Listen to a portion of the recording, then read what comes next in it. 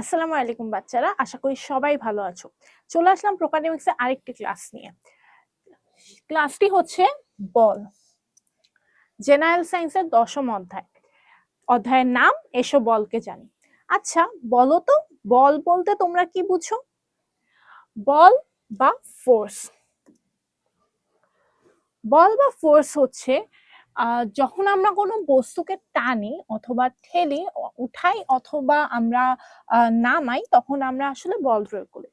বল হচ্ছে ফোর্স। এখন ফোর্স বলতে আমরা কি বুঝি? ফোর্স বলতে যখন আমরা শক্তি প্রয়োগ করি, এটাই আমরা সাধারণভাবে বুঝি ফোর্স। এখন আমাকে বলো তো, তোমরা সবাই একটা কাহিনী শোনার কথা, সেটা হচ্ছে দুই বন্ধু গ্রাম থেকে আসছে ঢাকা শহরে। ঢাকা শহরে এসে দেখলো চারপাশে অনেক বিরাট বিরাট বিল্ডিং। তো তারা ডিসাইড করলো কি, এই বিল্ডিং গুলাকে তারা ঠেলে ঠেলে গ্রাম পর্যন্ত নিয়ে যাবে। তো যেই ভাবা সেই কাজ, তারা বিল্ডিং ঠেলা শুরু করলো। তারা শক্তি দিয়ে সকাল থেকে বিকাল পর্যন্ত বিল্ডিং ঠেলেই যাচ্ছে। এখন আমাকে বলো তো, তারা কি এখানে বল দিচ্ছে? সাধারণভাবে হ্যাঁ, তারা এখানে শক্তি প্রয়োগ করেছে, তারা এখানে বলও দিয়েছে। কিন্তু আমরা যদি ফিজিক্সের ভাষা অথবা বিজ্ঞানের ভাষা বলি, তাহলে তারা এখানে বল দেয়নি।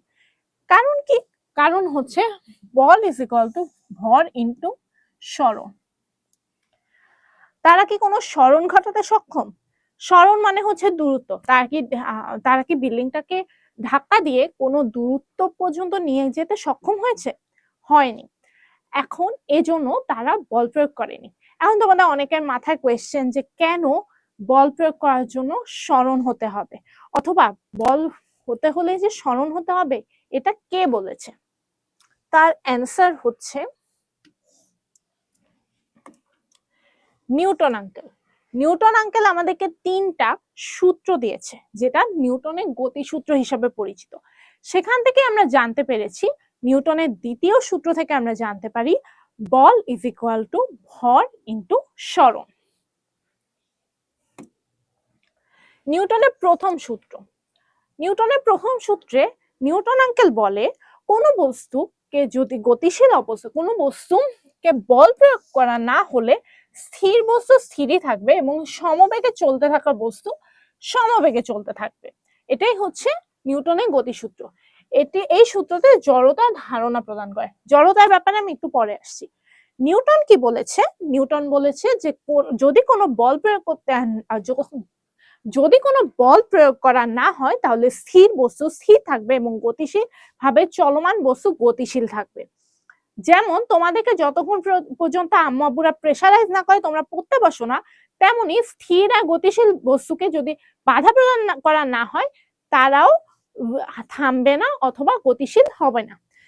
যদি আমরা উদাহরণ হিসাবে ধরি, একটা পাহাড় থেকে যদি আমরা কোনো বল ফেলে দিই, যতক্ষণ পর্যন্ত সে কোনো বাধার সম্মুখীন না হবে, বলটা কিন্তু পড়তে থাকবে। এন্ড এটা এটার্নিটি পর্যন্ত পড়তে থাকবে, যদি কোনো বল বা বাধা প্রয়োগ করা না হয়। এখন সবার কাছে কোয়েশ্চেন এসে পড়ছে, জড়তা কি? জড়তা হচ্ছে বল প্রয়োগ না করা পর্যন্ত বস্তু যে অবস্থায় আছে সেই অবস্থায় থাকতে চাওয়ার প্রবণতা। যেমন আমরা ঘুমিয়ে থাকলে ঘুম থেকে উঠতে মন চায় না, তেমনি জড়তার ধর্ম হচ্ছে যতক্ষণ পর্যন্ত বল প্রয়োগ করা না হবে, ততক্ষণ পর্যন্ত বস্তু যে অবস্থায় ছিল সে অবস্থায় থাকতে চাওয়ার আমাদের যে প্রবণতা, এটাকেই আমরা বলছি জড়তা। তাই নিউটনের প্রথম সূত্রকে জড়তার সূত্র বলা হয়। এখন জড়তা আবার দুই ধরনের, স্থিতি জড়তা আর গতি জড়তা। নাম শুনেই বুঝতে পারছো, স্থিতিশীল বস্তু স্থির থাকার প্রবণতা হচ্ছে স্থিতি জড়তা, আর গতিশীল বস্তু গতিশীল থাকার প্রবণতা হচ্ছে গতি জড়তা।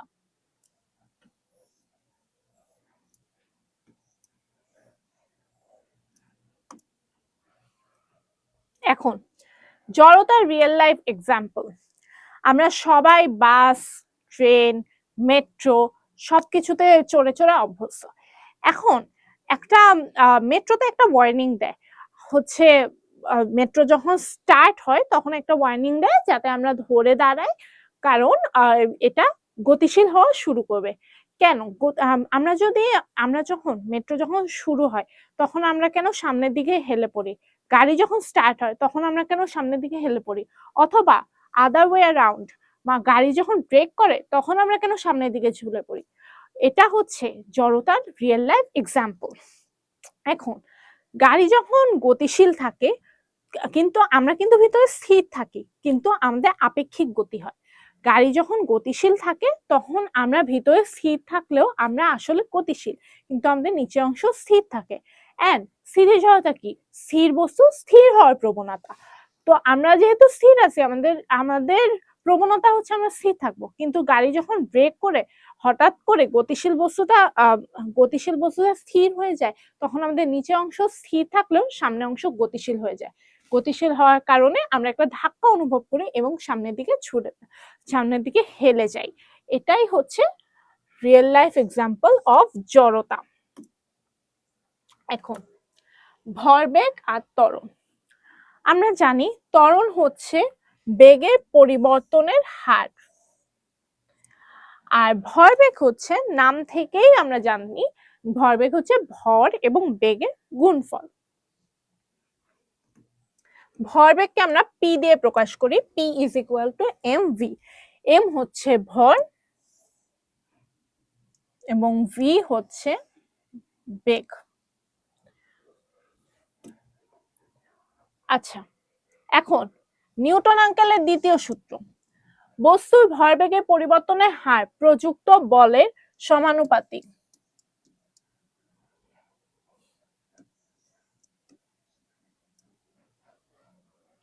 বস্তুর ভরবেগের পরিবর্তনের হার প্রযুক্ত বলের সমানুপাতিক। এখন কোয়েশ্চেন হচ্ছে কেন?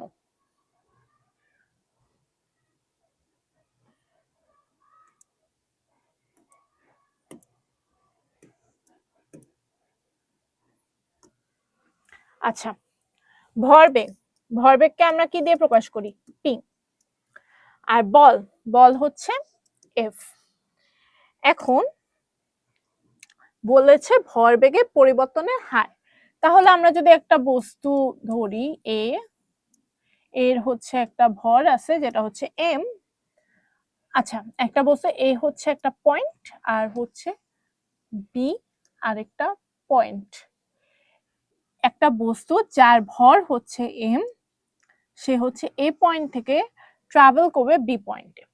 তাহলে এ পয়েন্টে আমরা ধরতে পারি তার আদিবেগ ছিল ইউ,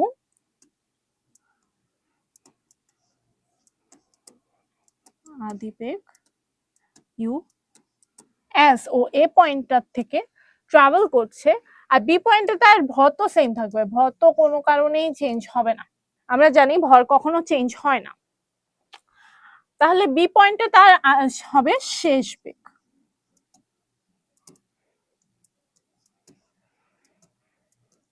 যেটা হচ্ছে ভি।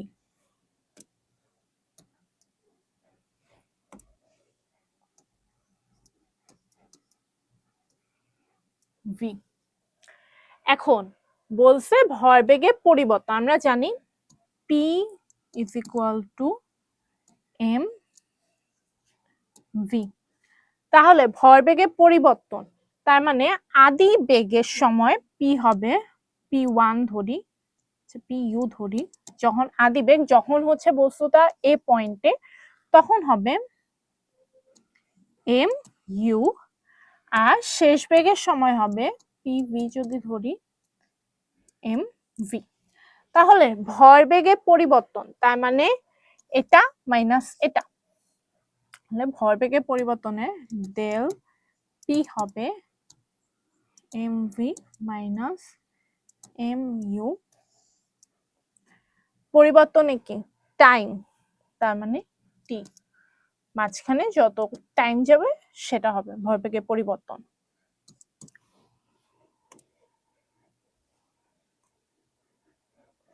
এখন খেয়াল করো, এখানে একটা সূত্র পড়েছিলাম, এটা কি?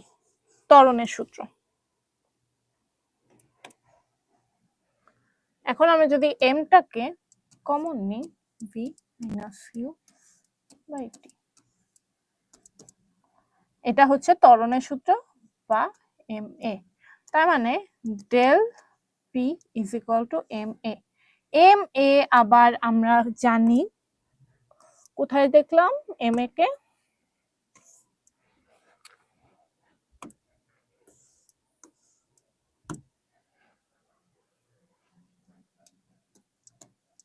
এফ। প্রুভড হলো এফ সমানুপাতিক পি বা ডেল পি ভরবেগের পরিবর্তন। এটাই নিউটন আঙ্কেল প্রমাণ করে গেছে যে আমরা ততক্ষণ পর্যন্ত এটা বল বলতে পারবো না যতক্ষণ পর্যন্ত এটার একটা সরণ না হবে।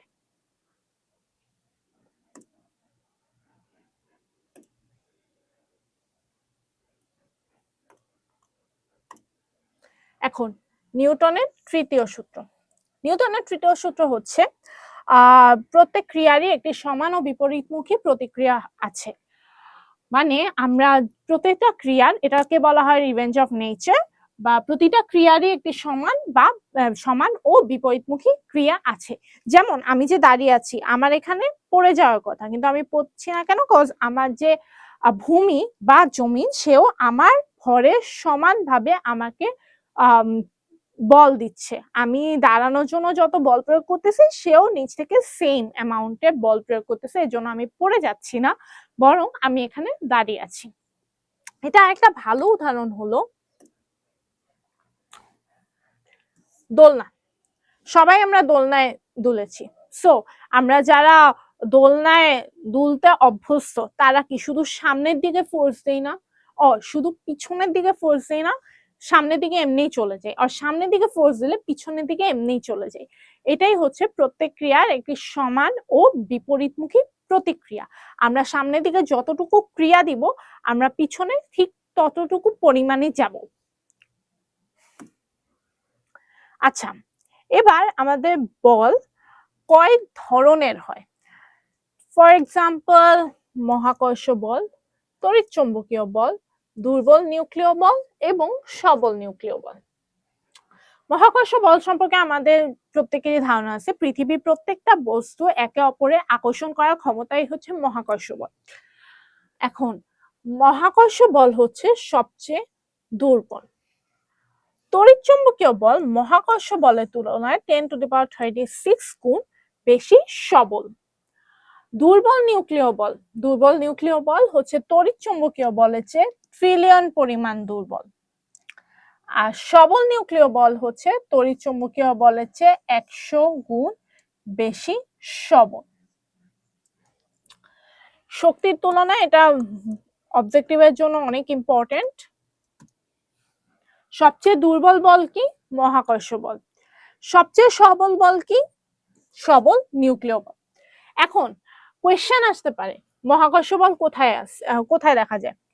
পৃথিবী সূর্যকে প্রদক্ষিণ করছে, আমাদের ওজন আর পৃথিবীর যে কোনো বস্তু একে অপরকে অ্যাট্রাক্ট করার ক্ষমতা আর আকর্ষণ করার ক্ষমতাই হচ্ছে মহাকর্ষ বল।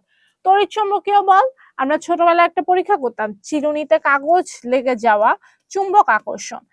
চিরুনিতে কাগজ লেগে যাওয়া কি? ছোট ছোট কাগজের টুকরা করে চুলে বা কোনো রেশমি কাপড়ে ঘষার পর এটা যদি কাগজের টুকরা, চিরুনিটা যদি কাগজের টুকরার উপরে আমরা ধরি, তাহলে এটা চিরুনিটা একটা চুম্বকের মতো কাজ করবে। এটাই হচ্ছে তড়িৎ চুম্বকীয় বলের কারণে। দুর্বল নিউক্লিয় বল সাধারণত তেজস্ক্রিয় পদার্থ থেকে ইলেকট্রন নির্গমনের সময় ব্যবহৃত হয়। আর সবল নিউক্লিয় বল হচ্ছে সবচেয়ে শক্তিশালী, সেটা অবশ্যই বোমাতে ব্যবহৃত হবে। সো ইয়েস, নিউক্লিয়ার বোমা বিস্ফোরণ আর সূর্যের আলো ও তাপের ক্ষেত্রে ব্যবহৃত হয়। এখন তারা কাজ করে কোথায়?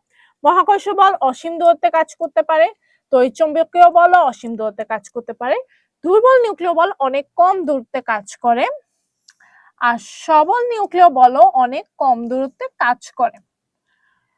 এখন মহাকর্ষ বলের মেইন কাজ হচ্ছে গ্রহ, নক্ষত্র, গ্যালাক্সি ধরে রাখা। তড়িৎচুম্বকীয় বলে হচ্ছে চৌম্বকত্ব, রাসায়নিক বন্ধন ইত্যাদি। দুর্বল নিউক্লিয় বলে তেজস্ক্রিয় পদার্থ, আর সবল নিউক্লিয় বল যেটা বলেছিলাম পারমাণবিক বোমা।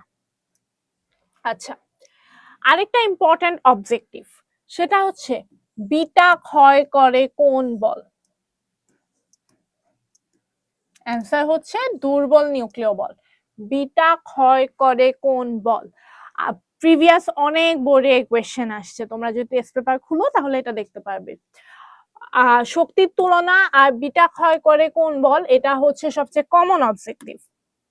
আচ্ছা, এবার আরেক প্রকার বল, আমরা সবাই নাম শুনছি ঘর্ষণ বল। ঘর্ষণ বলটা কি? ঘর্ষণ বল বলতে বোঝায় দুটি বস্তু একে অপরের সংস্পর্শে থেকে একে অপরের উপর দিয়ে পিছলে যেতে বা চলতে চেষ্টা করে, তখন তাদের মধ্যে বলে গতির যে বিরোধিতা কাজ করে তাকে ঘর্ষণ বলে। আচ্ছা, ঘর্ষণের সবচেয়ে কমন উদাহরণ, আমরা শীতকালে কি করি? হাত ঘষি। হাত ঘষে কি করি? ঘষি। কারণ কি? কারণ হচ্ছে এটা তাপ উৎপন্ন করে। তাপ উৎপন্ন করে কেন? আমাদের দুইটা পৃষ্ঠতল ঘর্ষণের কারণে এখানে একটা শক্তি উৎপন্ন হয়। বলের কারণে কি হয়? শক্তি উৎপন্ন হয়। ঘর্ষণ বলের কারণে শক্তি উৎপন্ন হচ্ছে, এটা হচ্ছে তাপ শক্তি। এভাবে তারা তাপ উৎপন্ন করে। ঘর্ষণ বলটা এটাই, দুইটা বস্তু একে অপরের উপর দিয়ে চলতে চেষ্টা করলে এটা পিছলে যে তখন তাদের গতির মধ্যে একটা বিরোধিতা কাজ করে, এটাই হচ্ছে ঘর্ষণ বল। এই বল সবসময় বস্তু গতি বিপরীত দিক থেকে কাজ করে এবং দুটি অমিশ্রণতার কারণে উদ্ভব হয়। ঘর্ষণ বল কি? দুইটা যদি মসৃণ তল থাকে বা দুইটা হচ্ছে গিয়ে স্মুথ কিছু থাকে তাহলে কিন্তু এটা ঘর্ষণ হবে না, কারণ পিছলে যাবে। এই জন্য আমাদের অমসৃণ তলের উপর ঘর্ষণ বলটা কাজ করে। এবার ঘর্ষণের প্রকারভেদ: স্থিতি ঘর্ষণ, গতি ঘর্ষণ, আবর্তন ঘর্ষণ, প্রবাহী ঘর্ষণ। স্থিতি ঘর্ষণ এটা হচ্ছে আমাদের নর্মাল ঘর্ষণ, যেটা হচ্ছে হাতে পাড়া বস্তুতে টানে ধাক্কা দেওয়া এটা।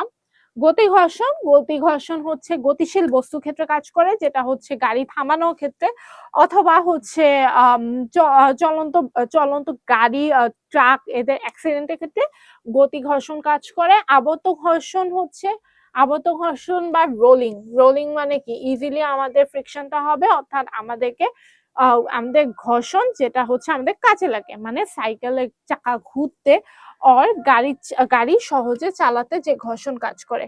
আর প্রবাহী ঘর্ষণ, এটা প্রবাহী বা ফ্লুইড। ফ্লুইড মানে কি? তরল পদার্থ থাকবে, আর তরলের সাথে অলওয়েজ গ্যাসীয় পদার্থ থাকে। যেমন তরলের ক্ষেত্রে যদি আমি বলি মাছের চলাচল বলতে পারি, আর গ্যাসীয় ক্ষেত্রে কি? আকাশে কোন যানবাহন চলে? বিমান, অবশ্যই। তো বিমান উড়া অথবা মাছের জলে চলাচল, এগুলা ক্ষেত্রে প্রবাহী ঘর্ষণ কাজ করে। এখন দুটি বস্তু একে অপরের সাপেক্ষে স্থির থাকলে স্থিতি, একে অপরের সাপেক্ষে চললে যে ঘর্ষণ গতি, আবর্ত ঘর্ষণ হচ্ছে গড়িয়ে চললে, আর প্রবাহী ঘর্ষণ হচ্ছে তরল গ্যাস। কোথায় ঘটে? হাত দেওয়ার সময়, সাইকেলে ব্রেক দেওয়ার সময়। গতি ঘর্ষণ সাধারণত চলন্ত বস্তু থামানো অর্থাৎ ব্রেকের ক্ষেত্রেই কাজ করে। আবর্ত ঘর্ষণ গাড়ির চাকা বা সুটকেসের চাকা ও সাইকেলের চাকা, যে কোনো চাকা ঘুরানোর সময় এটা আবর্ত। প্যারাশুট বাতাসে পড়ার সময় জলে সাঁতার কাটা, জল অথবা বায়বীয় যেটাই হবে সেটাই হবে হচ্ছে প্রবাহী। বলের পরিমাণ: স্থিতি ঘর্ষণে বলের পরিমাণ বেশি, গতি ঘর্ষণে তুলনামূলক কম। আবর্ত ঘর্ষণের সবচেয়ে কম। ঘর্ষণের কাজ কি? আমাদেরকে বাধা দেওয়া। আবর্ত ঘর্ষণ আমাদেরকে সাহায্য করে, তার মানেই হচ্ছে তার ঘর্ষণের পরিমাণ কম, এজন্য আমাদেরকে হেল্প করতে বেশি পারে। প্রবাহী ঘর্ষণ গতির উপর নির্ভর করে বাড়ে। নির্ভরশীলতা: সংযোগ তলের রুক্ষতা ও চাপ। গতি ঘর্ষণে হচ্ছে সংযোগ তলের চাপ ও রুক্ষতা, বস্তুর আকার ও চাকার ব্যাস, বস্তুর গতি ও তরলের ঘনত্ব। উদাহরণ যা বললাম, হাঁটতে পারা, চলন্ত বস্তু থামানো, বিমান ওড়া, মাঝে চলাচল। আচ্ছা, এবার আমাদের সিচুয়েশন বেসিসে ঘর্ষণ বাড়াতে বা কমাতে হতে পারে, তখন আমাদের কিছু টেকনিক খাটাতে হয়। সেটা হচ্ছে গিয়ে সেটার জন্য হচ্ছে ঘর্ষণ বাড়ানো এবং কমানো। এটা হচ্ছে ঘর্ষণ কমানো, বাড়ানো কমানো না, এই পয়েন্টগুলো হচ্ছে ঘর্ষণ কমানোর হচ্ছে পয়েন্ট। ওকে, যে পৃষ্ঠটিতে ঘর্ষণ হয় সে পৃষ্ঠ মসৃণ করলে কি ঘর্ষণ কম হবে? কাজ ঘর্ষণ কেন হয়? ফ্রিকশনের কারণে হয়। দুইটা কি বলে অমসৃণ তলের জন্য হয়, এই জন্য দুইটার মধ্যে যতটা সম্ভব মসৃণ। এখন মসৃণ করার জন্য আমরা কি করতে পারি? পানি, তেল এই সব করে তলটাকে স্মুথ বানাতে পারি। স্মুথ করার জন্য আমরা কি করব? তেল, মোবিল বা গ্রিজ জাতীয় পদার্থ, পিচ্ছিলকারী পদার্থ বা লুব্রিকেন্ট। লুব্রিকেন্ট যদি দুটি তলের মাধ্যমে থাকে তাহলে তলের মাঝে থাকে তাহলে এটা ঘর্ষণ কম হবে, ফ্রিকশন কম হবে, কজ হচ্ছে তলগুলো স্মুথ হয়ে যাবে। চাকা ব্যবহার করে ঘর্ষণ কমানো যায়। চাকা ব্যবহার করলে বড় গতি ঘর্ষণের পরিবর্তে অনেক ছোট আবর্ত ঘর্ষণ দিয়ে কাজ করা যায়। চাকা কি করে? চাকা হচ্ছে রোল করে আগায়। সো তুমি একটা জিনিসকে ঠেলে নিয়ে যাচ্ছ যেটার সাথে রাস্তায় অনেক বেশি ঘর্ষণ হচ্ছে, রাদার দেন দ্যাট তুমি যদি এই জিনিসটাকে গোল বানাও, চাকার উদ্ভব কিন্তু এভাবেই হয়েছে। ফার্স্টে কি করতো, একদম আদিম যুগে আমাদের এরকম চারকোনা বক্স ছিল, চারকোনা বক্স দিয়ে জিনিসগুলা যেত। তো যখন যেত তখন দেখা যায় যে অনেক অনেক পরিশ্রম করতে হচ্ছে, কারণ কি ঘর্ষণ বেশি। আমার চারকোনা বক্স পুরাপুরি ভাবে রাস্তায় একটা ঘর্ষণের সৃষ্টি করে, যার কারণে টানতে অনেক অসুবিধা হয়। তখন হঠাৎ করে তারা চারকোনাকে এরপর ট্রান্সফর্ম করা স্টার্ট করলো। তখন তারা দেখলো যে গোল জিনিসটা গড়ায় গড়ায় চলে যায়, কারণ কি গোল জিনিসের সাথে ঘর্ষণ সবচেয়ে কম থাকে। এজন্যই আমাদের গাড়ির চাকা বা যানবাহনের সবকিছু গোল হয়, যেন এটা সহজে সামনে আগাতে পারে। আচ্ছা, গাড়ি, বিমান এ ধরনের দ্রুতগামী যানবাহনের ডিজাইন এমন ভাবে করা হয় যেন বাতাসে ঘর্ষণ তৈরি না করে স্ট্রিমলাইন করা পৃষ্ঠদেশের উপর দিয়ে যেতে পারে। এখন তোমরা সবাই খুব সম্ভবত জানো আমাদের বিমানের ডিজাইন কিভাবে আসছে। বিমানের ডিজাইন আসছে পাখি থেকে ইন্সপায়ার্ড হয়ে। পাখির দুইটা ডানা, আমাদের বিমানেরও দুইটা ডানা। কারণ কি পাখি উঠতে পারে কেন? কারণ তার ঘর্ষণ বেশি, তার ঘর্ষণ সবচেয়ে কম হয়, সে ঘর্ষণটাকে মিনিমাইজ করে ফেলে। সো আমাদের যখন বিজ্ঞানীরা চিন্তা করলো আমরা উড়ার কিছু একটা বানাবো, তখন তারা চিন্তা করলো ওকে ঠিক আছে, তাহলে আমাদের পাখির স্টাইলে যেতে হবে, কারণ হচ্ছে পাখি জানে কিভাবে ঘর্ষণ কম হবে। সো তারা ওইভাবে ওই কি বলে স্ট্রাকচার দিয়ে একটা যানবাহন তৈরি করে ফেললো, যেটাতে তাদের বাতাসে ঘর্ষণ কম হবে এন্ড তারা হচ্ছে একটা স্ট্রিম লাইন এটার উপর দিয়ে যাবে, যাতে তারা কোনো বাধার সম্মুখীন না হয়।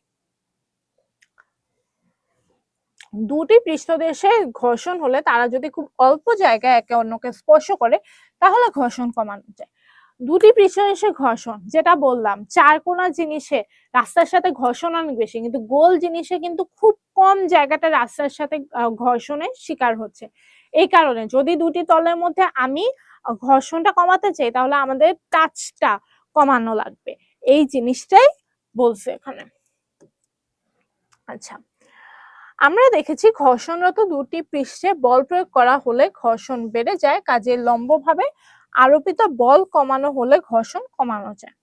ঘর্ষণরত দুটি পৃষ্ঠে বল প্রয়োগ করা হলে ঘর্ষণটা বেড়ে যাচ্ছে, তাই হচ্ছে লম্বভাবে আমরা যদি ওকে এটা দুইটা তল, এটা যদি একসাথে করি তাহলে ঘর্ষণটা বেড়ে যায়। রাদার দ্যান দ্যাট এই দুইটা তলকে যদি আমরা এরকম করি তাহলে জাস্ট এইটুকু জায়গাতে ঘর্ষণ হবে, তাহলে আমরা ঘর্ষণ মিনিমাইজ করতে পারবো। আচ্ছা, এবার হচ্ছে ঘর্ষণ বাড়ানো। ঘর্ষণ বাড়ানোর জন্য কি করতে হবে? ঘর্ষণ যে কমাইছি যেভাবে তার উল্টাটা করতে হবে। আমরা এখানে মসৃণ করছিলাম, এখানে অমসৃণ করব। যে দুটি তলে ঘর্ষণ হয় সেগুলো আরো জোরে চেপে ধরবো, যাতে হচ্ছে গিয়ে বেশি কি বলে তলটা সংস্পর্শে থাকে।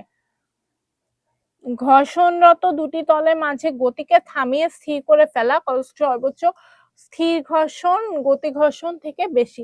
আমরা হচ্ছে কি করছি, স্থিতি ঘর্ষণ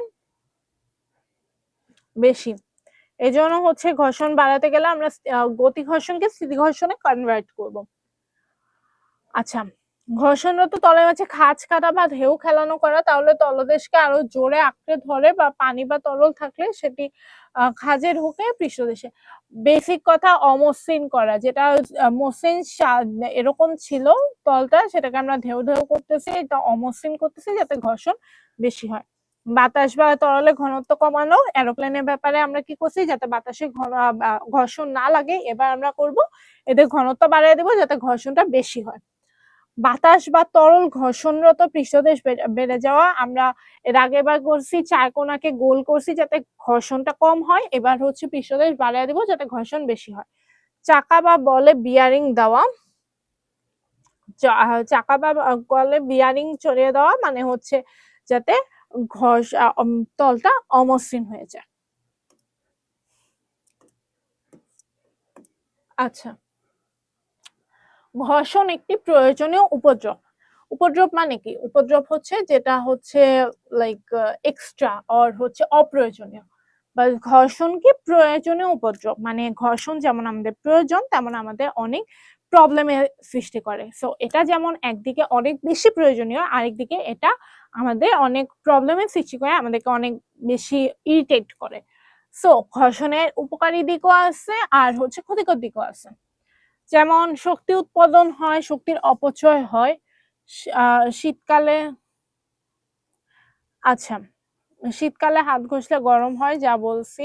গাড়ির ইঞ্জিন গরম হয়ে গেলে অনেক সময় গাড়ি নষ্ট হয়ে যায় বা গাড়ি থেমে যায়। প্লেন, জাহাজ, সাবমেরিন এগুলোতে করতে অতিরিক্ত জ্বালানি লাগে, কজ ঘর্ষণের কারণে অনেক জ্বালানি ওয়েস্ট হয়। উপকারী দিক হচ্ছে ঘর্ষণ আছে বলে আমরা হাঁটতে পারি, রাস্তায় গাড়ি চলতে পারে, না হয় পিছলে যেত, কাগজে কলমে পেন্সিল দিয়ে লেখা সম্ভব হয়, কজ হচ্ছে না হয় আমরা লিখতে পারতাম না, টাচ করতে পারতাম না। দালান কোঠা গড়া সম্ভব, প্যারাশুট ব্যবহার করে নিরাপদে নামা যায়। এই তোমাদের আইসোবলকে জানি চ্যাপ্টার আজকে অনেক সহজভাবে বুঝিয়ে দিলাম। আবার দেখা হবে নেক্সট ক্লাসে। সাথে থেকো প্রোকাডেমিক সেশন।